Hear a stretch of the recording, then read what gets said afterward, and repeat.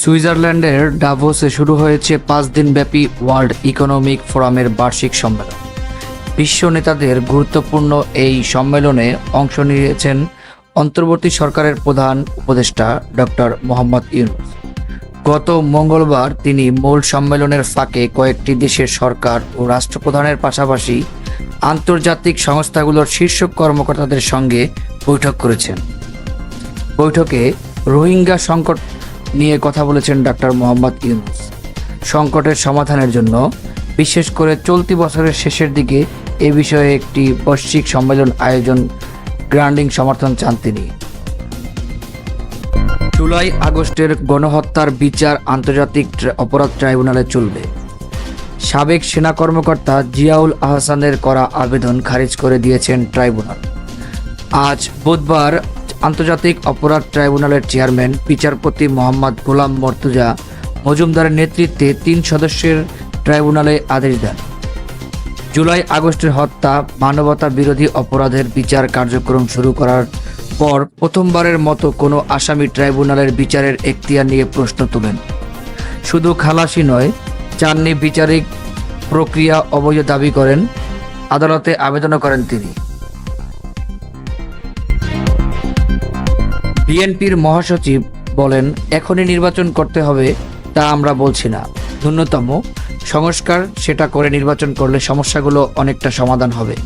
মির্জা ফখরুল বলেন, সংস্কারের প্রস্তাব আসতে শুরু করেছে। আমরা বিশ্বাস করি আমাদের প্রধান উপদেষ্টা খুব শীঘ্রই এসব বিষয় নিয়ে আমাদের ডাকবেন, একটা সমাধানের দিকে আসবেন, আলোচনা হবে, ঐক্যমতের ভিত্তিতে আমরা একটা জায়গায় পৌঁছাব। নির্বাচনের এ কথা এজন্য তাড়াতাড়ি বলি যে নির্বাচনটা হলে দেশের সমস্যাগুলো চলে যাবে। এখানে আপনার একটা নির্বাচিত সরকার, সে একটা পিপলস ম্যান্ডেট নিয়ে বসবে। এরা অন্তর্বর্তী সরকার এখন বসতে পারেনি, ওদের মধ্যে যে কনফিডেন্স, সে কনফিডেন্স তো নাই।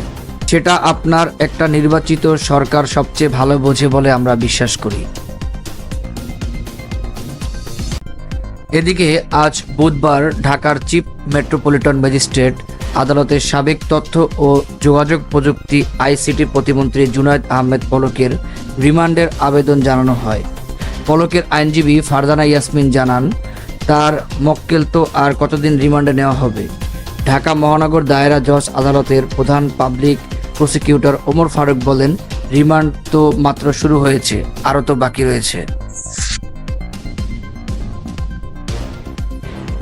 গত সোমবার রাজধানীর মোহাম্মদপুরের জেনেভা ক্যাম্পে বিশেষ অভিযান চালিয়ে অভিযোগে 23 জনকে গ্রেপ্তার করেছে পুলিশ।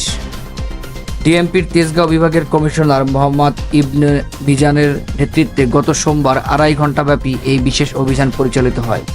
ডিএমপির তেজগাঁও বিভাগের উপকমিশনার মোহাম্মদ ইবনে বিজান জানিয়েছেন, অভিযানের সময় গ্রেপ্তার ব্যক্তিদের হেফাজত থেকে মাদকদ্রব্য ও বিভিন্ন দেশীয় অস্ত্র উদ্ধার করা হয়।